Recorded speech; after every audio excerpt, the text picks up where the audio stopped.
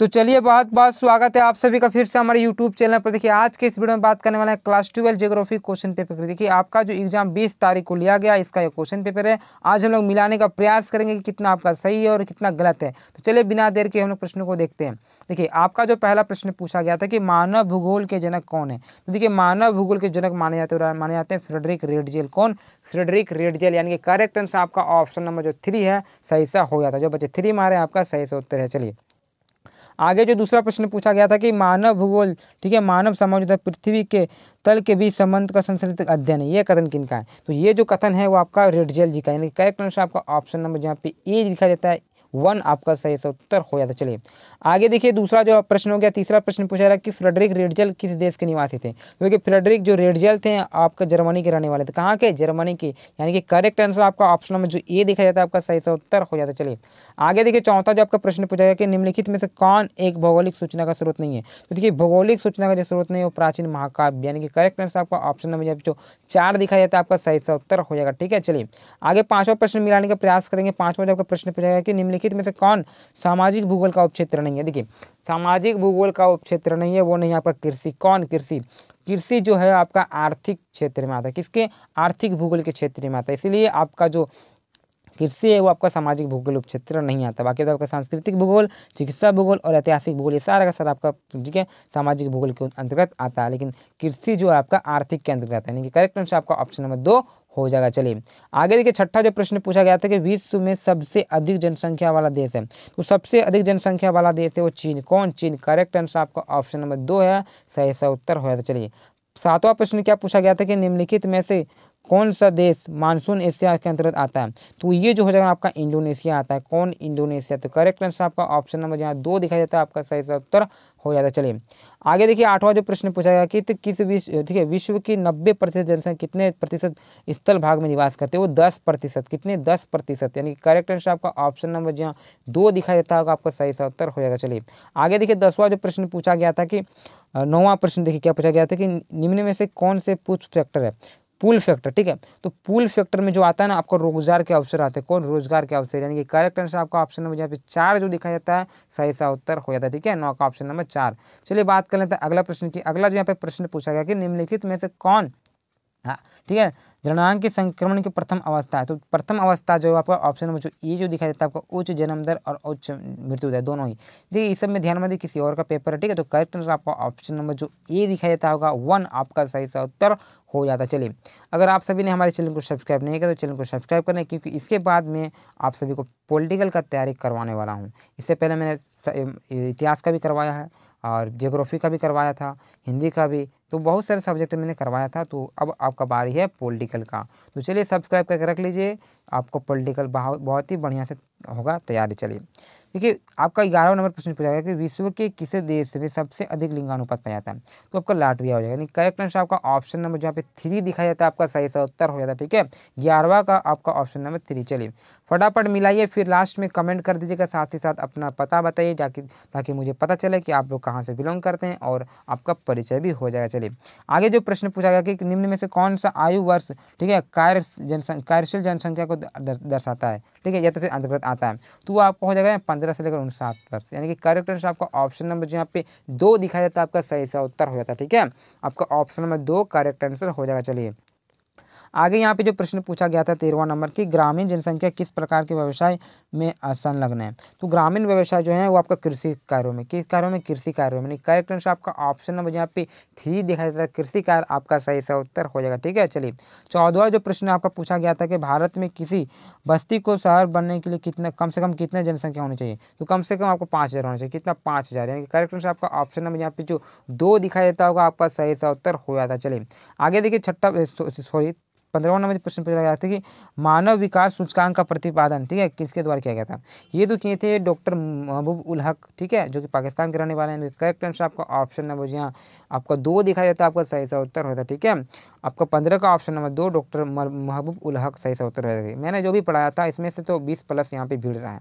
ठीक है चलिए आगे यहाँ पे जो 16वां नंबर प्रश्न पूछा कि जीवन प्रत्याशा क्या है। तो जीवन प्रत्याशा लंबा एवं स्वास्थ्य जीवन है क्या। आपका करेक्ट आंसर ऑप्शन नंबर 2 सही उत्तर हो जाएगा। चलिए आगे देखिए प्रश्न क्या पूछा गया 17वां नंबर प्रश्न की विश्वस्त प्रदेश में किस प्रकार की आर्थिक क्रियाएं की जाती है। तो ये देखिए विश्वस्त प्रदेश में कृषि का क्या कृषि थे। करेक्ट आंसर आपका ऑप्शन नंबर यहाँ पे जो 3 दिखाया था कृषि आपका सही सा उत्तर हो जाएगा। चलिए फटाफट मिलाते रहिए, फिर लास्ट में आपको कमेंट करके बता देना। चलिए 18वां नंबर जो प्रश्न पूछा कि निम्नलिखित में से कौन, ठीक है, निम्न में से कौन घास का स्थल, ठीक है।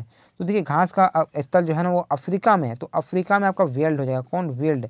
करेक्ट आंसर आपका ऑप्शन नंबर यहाँ जो 3 दिखाया जाता है वेल्ड आपका सही सा उत्तर हो जाएगा। ठीक है, ऑप्शन नंबर 3। चलिए आगे क्या प्रश्न पूछा गया था कि ऑस्ट्रेलिया किस पशुपालन के लिए विश्वविख्यात है। तो देखिए वो भेड़ के लिए, किसके लिए? विश्व के लिए। जो भेड़ है ना ऑस्ट्रेलिया विकसित है भेड़ के लिए विश्व में। तो करेक्ट आंसर आपका ऑप्शन नंबर यहाँ पे 2 दिखाया होता है आपका सही सा उत्तर हो जाएगा। ठीक है, चलिए आगे 20वां जो प्रश्न पूछा कि भारत के किस भाग में झूम कृषि की जाती है। तो वो की जाती है आपका उत्तर पूर्वी राज्यों में, असम वाले क्षेत्र में। तो करेक्ट आंसर आपका ऑप्शन नंबर यहाँ 2 दिखाया जाता है आपका सही सा उत्तर हो जाता है। ठीक है, चलिए आगे क्या प्रश्न पूछा गया था कि रोपण कृषि के अंतर्गत निम्न में से कौन सी फसल उगाई जाती है। तो रोपण कृषि के अंतर्गत आपका चाय हो जाएगा। कौन? चाय। करेक्ट आंसर आपका ऑप्शन नंबर यहाँ पे 4 दिखाई देता होगा, चाय सही सा उत्तर हो जाएगा। चलिए आगे देखिए 22वां प्रश्न क्या पूछा गया था, किस फल को सुखाकर मुनक्का एवं किशमिश बनाया जाता है। तो सिंपल सी बात है अंगूर को। किसको? अंगूर का। करेक्ट आंसर आपका ऑप्शन नंबर जो 2 दिखाया जाता है अंगूर आपका सही सा उत्तर हो जाएगा। चलिए आगे देखिए 23वां नंबर जब प्रश्न पूछा है कि अंगूर की कृषि किस प्रकार की कृषि है। तो अंगूर की जो कृषि है वो आपका भूमध्य सागरीय कृषि, कृषि भूमध्य सागरीय कृषि। करेक्ट आंसर आपका ऑप्शन नंबर ए हो जाएगा। चलिए आगे देखिए प्रश्न पूछा गया कि ठीक है बांग्लादेश का आयुलिंग पिरामिड किस आकार के है। तो देखिए जो बांग्लादेश का है ना वो आपका त्रिभुजाकार होगा। किसका? त्रिभुजाकार, यानी कि करेक्ट आंसर आपका ऑप्शन नंबर ए हो जाएगा। चलिए इस सब में ध्यान मत दीजिए, किसी और का पेपर है। करेक्ट आंसर आपका ऑप्शन नंबर ए हो जाएगा। चलिए आगे क्या प्रश्न पूछा गया था कि 25वां नंबर निम्नलिखित में से किस महाद्वीप में जनसंख्या वृद्धि दर सर्वाधिक है। तो सर्वाधिक अगर बात कर सकते हो तो अफ्रीका के। किसकी? अफ्रीका की, यानी कि करेक्ट आंसर आपका ऑप्शन नंबर जो ए दिखाई देता है अफ्रीका आपका सही सा उत्तर हो जाएगा। चलिए आगे प्रश्न पूछा गया कि निम्नलिखित में से कौन उद्योग को प्रभावित करने वाला भौगोलिक कारक है। तो देखिए भौगोलिक कारक पूछा गया है ना, आप बोलेगा जलवायु। ठीक, जलवायु तो होगा, साथ ही साथ आपका कच्चा माल भी होगा और ऊर्जा भी होगा, यानी कि सही सा उत्तर ऑप्शन नंबर जो 4 दिखाई देता है ये सभी के सभी आपका सही सा उत्तर हो जाएगा। ठीक है, ऑप्शन नंबर 4। चलिए आगे 27वां नंबर प्रश्न पूछा कि सूती वस्त्र उद्योग का कच्चा माल है।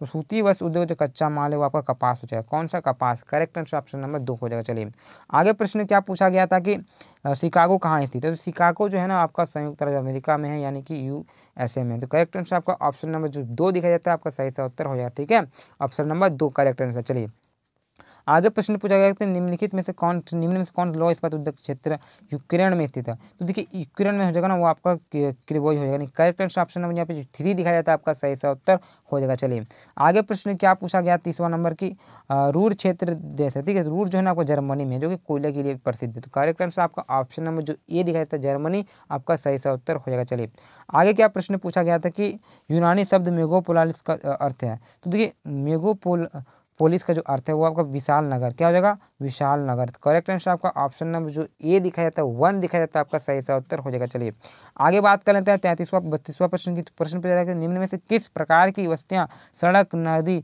या नहर के किनारे हैं। तो आपका रेख। क्या हो जाएगा? रेख के।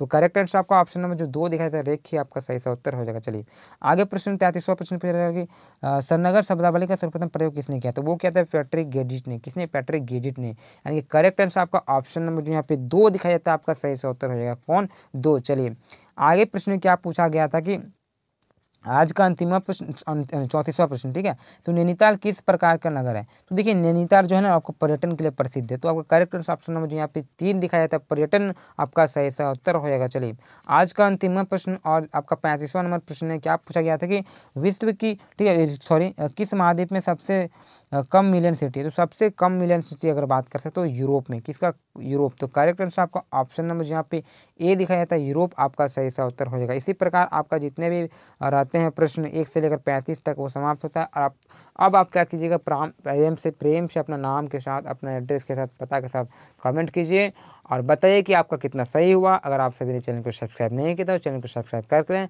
क्योंकि इसके बाद जो तैयारी होगा वो आपका हो जाएगा पॉलिटिकल साइंस का, क्योंकि उसका अभी तक तो ना कोई पॉलिटिकल साइंस का मॉडल पेपर जारी किया गया है, ना ही कुछ उस प्रकार से। यानी कि हमारे चैनल के माध्यम से आप सभी को बहुत ही अच्छी तरह से तैयारी करवाई जाएगी पॉलिटिकल साइंस का। अगर आप सभी ने चैनल को सब्सक्राइब नहीं किया तो करके रख लें, क्योंकि जो भी मैं डालूंगा वीडियो आप सभी को सबसे पहले मिल पाए, इसीलिए मैं बोल रहा हूँ सब्सक्राइब कर लें, या ना था ऐसी कोई आवश्यकता नहीं है।